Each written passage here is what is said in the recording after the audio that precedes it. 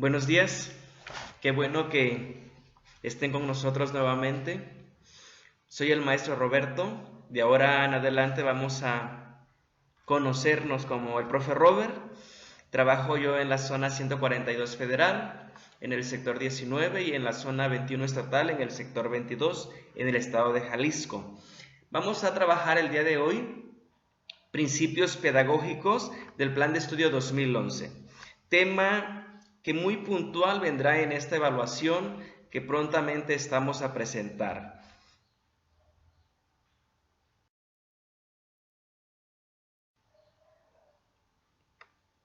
Pero para comenzar, vamos a responder a esta interrogante.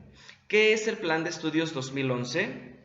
El Plan de Estudios es un documento rector que define las competencias para la vida, el perfil de egreso, los estándares curriculares y los aprendizajes esperados que constituyen el trayecto formativo de los estudiantes y que se propone contribuir a la formación del ciudadano democrático, crítico y creativo que requiere la sociedad mexicana en el siglo XXI, desde las dimensiones nacional y global, que considera al ser humano y al ser universal.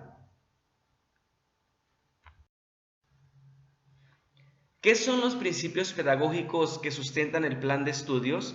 Pues los principios pedagógicos son condiciones esenciales para la implementación del currículo, la transformación de la práctica docente, el logro de los aprendizajes y la mejora de la calidad educativa. Lo comentamos la vez pasada.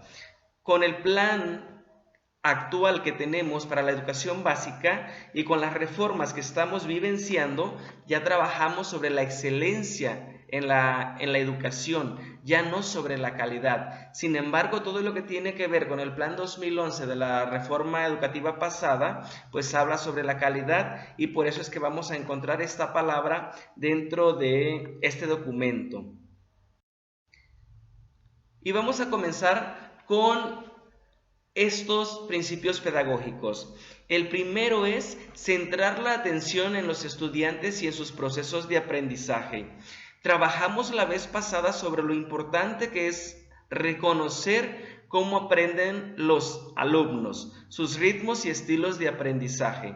Y cuando hablamos de centrar la atención en ellos, pues hay que conocer profundamente sus formas de aprender. Por eso los alumnos son el centro y el referente fundamental del aprendizaje, porque desde las etapas tempranas se requiere generar su disposición y capacidad de continuar aprendiendo a lo largo de su vida.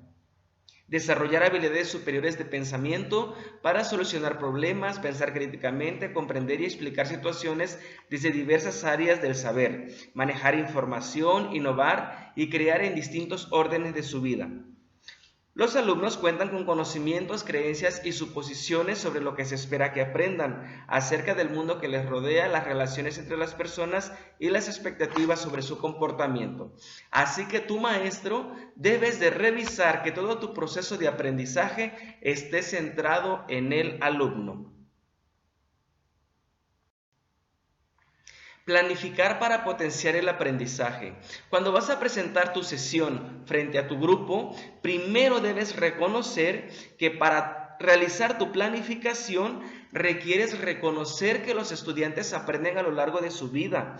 Debes seleccionar la estrategia didáctica que propicie la movilización de saberes, generar ambientes de aprendizaje colaborativo, considerar evidencias de desempeño que brinden información al docente para la toma de decisiones y continuar impulsando el aprendizaje de los alumnos, además de reconocer que los referentes para el diseño de la planeación son los aprendizajes esperados, y a raíz de seleccionar este aprendizaje esperado vas a tomar en cuenta tu técnica para la recogida de datos y tus instrumentos de evaluación. Revisa además que tu ambiente de aprendizaje realmente sea agradable. La iluminación del aula, el color, las cortinas, la limpieza, todo esto contribuye a que tu alumno se sienta cómodo y esto favorece el aprendizaje en ambientes colaborativos. Generar ambientes de aprendizaje. Se denomina ambiente de aprendizaje al espacio donde se desarrolla la comunicación y las interacciones que posibilitan el aprendizaje. Con esta perspectiva, se asume que los ambientes de aprendizaje median la actuación del docente para construirlos y emplearlos como tales. En su construcción de los espacios se requiere claridad respecto del aprendizaje que se espera lograr el estudiante, el reconocimiento de los elementos del contexto, la historia del lugar, las prácticas y costumbres, las tradiciones, el carácter rural, semirural o urbano del lugar, el clima, la flora y la fauna. La relevancia de los materiales educativos impresos, audiovisuales y digitales, aquello que tú tienes en las paredes, todo lo que va a contribuir a que el alumno logre el aprendizaje. Y además, la interacción que tengas tu maestro con el alumno. Asimismo, en el hogar, como ambiente de aprendizaje, los estudiantes y los padres de familia tienen un marco de intervención para apoyar las actividades académicas, organizar el tiempo y el espacio en casa. Los padres de familia también contribuyen a que el aprendizaje se consolide en tanto en el aula ya se haya trabajado. Trabajar en colaboración para construir el aprendizaje. El trabajo colaborativo alude a estudiantes y maestros y orienta las acciones para el descubrimiento, la búsqueda de soluciones, coincidencias y diferencias con el propósito de construir aprendizaje en colectivo. Es necesario que para que sea aprendizaje colaborativo y se trabaje en esta colaboración para construirlo, tiene que ser inclusivo, que defina metas comunes, que favorezca el liderazgo compartido, que permita el intercambio de recursos, que desarrolle el sentido de responsabilidad y corresponsabilidad, que se realice en entornos presenciales y virtuales a tiempo real y asíncrono. Este proceso de pandemia que vivenciamos, vaya que contribuyó a que se desarrollara esta colaboración en ambientes virtuales y que ya estamos de cierta forma familiarizándonos con ellos. Y que sea inclusivo, que participe en ese tipo de educación inclusiva que ya se trabajó ampliamente en un video anterior. Pueden checarlo. Poner énfasis en el desarrollo de competencias, el logro de estándares curriculares y los aprendizajes esperados. Parte importante dentro de este principio pedagógico son las competencias, los estándares y los aprendizajes esperados. Y con esto definimos cada uno de ellos. La competencia será la capacidad de responder a diferentes situaciones. Implica el saber hacer, con saber, conocimiento, así como la valoración de las consecuencias de ese hacer, valores y actitudes. Los estándares curriculares entonces serían los descriptores del logro y definen aquello que los alumnos demostrarán al concluir un periodo escolar. Sintetizan los aprendizajes esperados que en los programas de educación primaria y secundaria se organizan por asignatura, grado, bloque y en educación preescolar por campo formativo aspecto. Y los aprendizajes esperados son indicadores del logro que en términos de la temporalidad establecida en los programas de estudio definen lo que se espera de cada alumno en términos de saber, saber hacer y saber ser. Además, le dan concreción al trabajo docente al hacer constatable lo que los estudiantes logran y constituyen un referente para la planificación y la evaluación en el aula. Si nosotros hablamos en términos de saber, saber hacer y saber ser, estamos hablando de los 4 pilares de la educación de Delors. Es importante que busquemos la forma de relacionar todo lo que tiene que ver con la teoría del plan de estudios con los teóricos de dónde se pudo rescatar esta información para ir familiarizándonos con ellos. Usar materiales educativos para favorecer el aprendizaje. Todo lo que el maestro pueda recuperar para utilizar durante el proceso de enseñanza-aprendizaje fortalecerá este principio. En la sociedad del siglo XXI, los materiales educativos se han diversificado. Con sus formatos y medios de acceso requieren habilidades específicas para su uso. Una escuela en la actualidad debe favorecer que la comunidad educativa, además de utilizar el libro de texto, emplee otros materiales para el aprendizaje permanente. Entre ellos son acervos para la biblioteca escolar y del aula, materiales audiovisuales, multimedia e internet, materiales y recursos educativos informáticos. Pueden ser dentro y fuera del aula mediante portales educativos, entre los que se encuentran objetos de aprendizaje, ODAs, son materiales digitales concebidos. Si bien esta teoría, maestros, pues prácticamente es antigua, no tenemos relación directa con los objetos de aprendizaje ODAs, pero existen en el plan de estudios y debieron haberse utilizado. Entonces hay que revisar que mientras estén como teoría dentro del plan de estudios, pues debemos conocer nosotros que existen. Planes de clase. Sugieren a los docentes estrategias didácticas que incorporan las odas, los libros de texto y demás recursos existentes dentro y fuera del aula. Plataformas tecnológicas y software educativos. Los portales Explora Primaria y Explora Secundaria integran bancos de materiales digitales. Hay que también conocer que existen estos portales y revisarlos para profundizar en su uso. Los materiales educativos empleados por el colectivo escolar permiten el disfrute en el uso del tiempo libre, la creación de redes de aprendizaje y la integración de comunidades de aprendizaje en que el maestro se concibe como un mediador para el uso adecuado de los materiales educativos. Revisemos esta parte de cómo maneja el plan. El maestro se concibe como un mediador de estos materiales que están planteados en el plan y programa. Evaluar para aprender.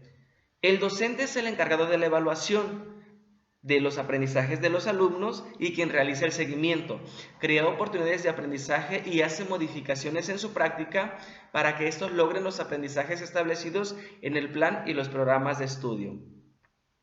De este mundo de la evaluación, tomando como la palabra evaluación un proceso, hablamos ya profundamente en el video El mundo de la evaluación. Para profundizar en este principio llamado evaluar para aprender, revisemos ese video. Habla de todo lo específico y puntual que los maestros debemos conocer para este trabajo que se llama evaluación. Y ya que tenemos los docentes consolidado este aspecto llamado evaluación, nosotros haremos juicios sobre los aprendizajes logrados durante este proceso. Docentes, madres y padres de familia, en sus distintos niveles, toman decisiones que permiten mejorar el desempeño de los estudiantes. Por tanto, en la educación básica, el enfoque formativo deberá prevalecer en todas las acciones de evaluación que se realicen. Favorecer la inclusión para atender a la diversidad. La educación es un derecho fundamental y una estrategia para ampliar las oportunidades, instrumentar las relaciones interculturales, reducir las desigualdades entre grupos sociales, cerrar brechas e impulsar la equidad. Por lo tanto, al reconocer la diversidad que existe en nuestro país, el sistema educativo hace efectivo este derecho al ofrecer una educación pertinente e inclusiva. Pertinente porque valora, protege y desarrolla las culturas y sus visiones y conocimientos del mundo, mismos que se incluyen en el desarrollo curricular. Inclusiva porque se ocupa de reducir al máximo la desigualdad de acceso a las oportunidades y evita los distintos tipos de discriminación a los que están expuestos niñas, niños y adolescentes. También trabajamos una temática llamada educación inclusiva. Profundiza en ese tipo de información en el video que ya existe. Incorporar temas de relevancia social. Todo lo que esté de actualidad debemos acercarlo al aula.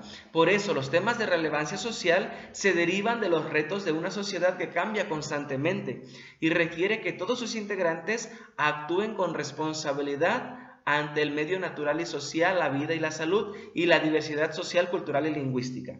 Por lo cual, en cada uno de los niveles y grados se abordan temas de relevancia social que forman parte de más de un espacio curricular y contribuyen a la formación crítica, responsable y participativa de los estudiantes en la sociedad.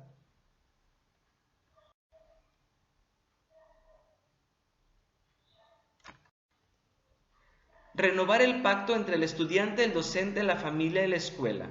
Toda escuela que no tenga de sustento a los padres de familia es como echar agua en una cubeta sin fondo. Desde la perspectiva actual, se requiere renovar el pacto entre los estudiantes, actores educativos, con el fin de promover normas que regulen la convivencia diaria, establezcan vínculos entre los derechos y las responsabilidades y delimiten el ejercicio del poder y de la autoridad en la escuela con la participación de la familia. Este pacto del que se habla en el principio 1.10, renovar el pacto, habla también de reglamentos escolares, de cómo se deben instituir las normas dentro del centro escolar. En la escuela, la aplicación de las reglas y normas suele ser una atribución exclusiva de los docentes y del director, dejando fuera la oportunidad de involucrar a los estudiantes en la comprensión de su sentido y el establecimiento de compromisos con las mismas. Si las normas se elaboran de manera participativa con los alumnos e incluso con sus familias, se convierten en un compromiso compartido y se incrementa la posibilidad de que se respeten, permitiendo fortalecer su autoestima, su autorregulación y su autonomía. Reorientar el liderazgo. El liderazgo es determinante para el aseguramiento de propósitos que resultan fundamentales para la calidad educativa, la transformación de la organización y el funcionamiento interno de las escuelas, el desarrollo de una gestión institucional centrada en la escuela y el aseguramiento de los aprendizajes y, en general, el alineamiento de toda la estructura educativa hacia el logro educativo. Algunas características del liderazgo que señala la UNESCO y que es necesario impulsar en los espacios educativos son la creatividad colectiva, la visión de futuro, la innovación para la transformación, el fortalecimiento de la gestión, la promoción del trabajo colaborativo, la asesoría y la orientación. Por eso, reorientar el liderazgo implica un compromiso personal y con el grupo, una relación horizontal en la que el diálogo informado favorezca la toma de decisiones centrada en el aprendizaje de los alumnos. La tutoría y la asesoría académica en la escuela. Se concibe la tutoría como el conjunto de alternativas de atención individualizada que parte de un diagnóstico. Sus destinatarios son estudiantes o docentes. En el caso de los estudiantes, se dirige a quienes presentan rezago educativo o, por el contrario, poseen actitudes sobresalientes. Si es para los maestros, se implementa para solventar situaciones de dominio específico de los programas de estudio. En ambos casos, se requiere del diseño de trayectos individualizados. La asesoría es un acompañamiento que se da a los docentes para la comprensión e implementación de las nuevas propuestas curriculares. Su reto está en la resignificación de conceptos y prácticas. Tanto la tutoría como la asesoría suponen un acompañamiento cercano, esto es, concebir a la escuela como un espacio de aprendizaje y reconocer que el tutor y el asesor también aprenden. Estos son los 12 principios pedagógicos del Plan de Estudios 2011. Habrá que conocer también los principios pedagógicos del Plan de Estudios 2017, que seguramente lo veremos en el video. Dale like si te gustó el video, no lo olvides, suscríbete. Hay otros videos que ver, la evaluación, estilos y ritmos de aprendizaje, marco para la excelencia, perfil profesional, todo lo que tienes que saber para lograr esa ambición que tienes, la promoción horizontal. Y recuerda que viste el video del maestro Robert. Que tengas un excelente día.